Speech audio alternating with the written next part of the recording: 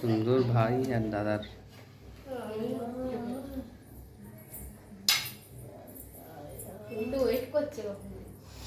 আচ্ছা বাতিটা সরিয়ে দিয়ে দিক থেকে ওদিকে করে দিই তারা। বাবা আমি তো বিশাল ব্যাপার রে তোদের, এত মিষ্টি বাপরে।